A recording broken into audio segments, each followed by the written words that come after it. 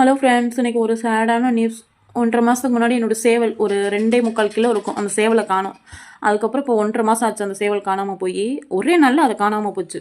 அதே மாதிரி சேம் இப்போ ஒரே நாளில் நேற்று ஒரு நாள் முந்தா நாள் இருந்துச்சு வாத்து. நேற்று ஒரு நாள் பார்த்தீங்க அப்படின்னா இப்போ வாத்தை காணும். வாத்தை ஆட்டையை போட்டாங்க. சத்தியமாக சொல்கிறேன், அப்படி அடுத்தவங்கள்ட்ட வந்துட்டு கலாண்டு திங்கிறீங்களே, கண்டிப்பாக நீங்கள் நல்லாவே இருக்கவே மாட்டீங்க. வெள்ளிக்கிழமை அதுவுமா நான் வந்துட்டு இயேசுவே சோத்திரம். கண்டிப்பாக நீங்கள் நல்லாவே இருக்கவே மாட்டீங்க. எல்லாருமே கஷ்டப்பட்டு உழைச்சி அந்த காசில் தான் 1-2 கோழியோ நாயோ ஆடோ மாடோ வாங்கி வளர்க்குறாங்க. அதை வந்துட்டு இப்படி கலாண்டுட்டு போகிறீங்களேங்க, நல்லாவா இருப்பீங்க? தொண்டையை விட்டு இறங்கினா நிறைய அப்படின்னு திங்கி தேடுது உங்களுக்கு. அடுத்தவங்கள்ட்ட வந்துட்டு ஆட்டையை போட்டு. நான் இன்னைக்கு காலையில் ஃபுல்லாகவே தேடிட்டேன். என் வார்த்தையை காணும். ஃபுல்லாகவே காணும். அது வாட்டுக்கு அண்ணன் மாதிரி தெரிஞ்சிட்டு இருந்துச்சு. எல்லாத்தையும் ஆட்டையை போட்டு எங்கள் அம்மாட்ட நான் திட்டுவாங்க.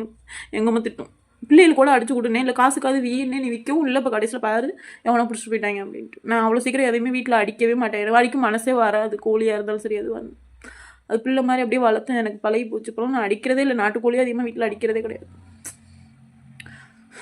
அப்படியே பிள்ளை மாதிரி வளர்த்தேன். அப்படியே தூக்கிட்டு போயிட்டாங்க. அப்படியே மனசே ஆறவே மாட்டேங்குது. கடவே தேடி பார்த்தாச்சு காணும். சத்தியமாக அவங்களாம் நல்லாவே இருக்கவே மாட்டாங்க. இப்படிலாம் அடுத்தவள்கிட்ட கலாண்டெல்லாம் திங்கிறீங்களே, அதெல்லாம் உங்கள் உடம்புல ஒட்டுமா முதல்ல? அது வாட்டு தெரிஞ்சு நேற்று ஒரு நாள் நான் கவனிக்கல. அப்படி தூக்கிட்டு போயிட்டாங்க. எங்களுக்கு போச்சுன்னே தெரியும். நானும் இந்த கடவே தேடி பார்த்துட்டு நானுமே காணும். அண்ணன் மாதிரி அது வாடு தெரியும். வீட்டை விட்டு சுற்றிட்டு போகுமேயும் வந்துடும். அது வாட்டுக்கு கடைசியில் என் வார்த்தை காணும். விளங்கவே மாட்டாங்க. தனியாக பிடிச்சவங்க எவனாவது திங்கிறது பிடிச்சிட்டு போயிருப்பாங்க. நேரம் அறுத்து அதெல்லாம் வந்து ஒன்றுமே இல்லாமல் வைக்கிருப்பாங்க.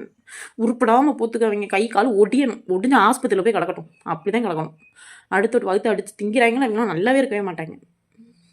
இயேசுவே, நான் வெள்ளிக்கிழமை கண்டிப்பாக நல்லாவே இருக்க மாட்டாங்க.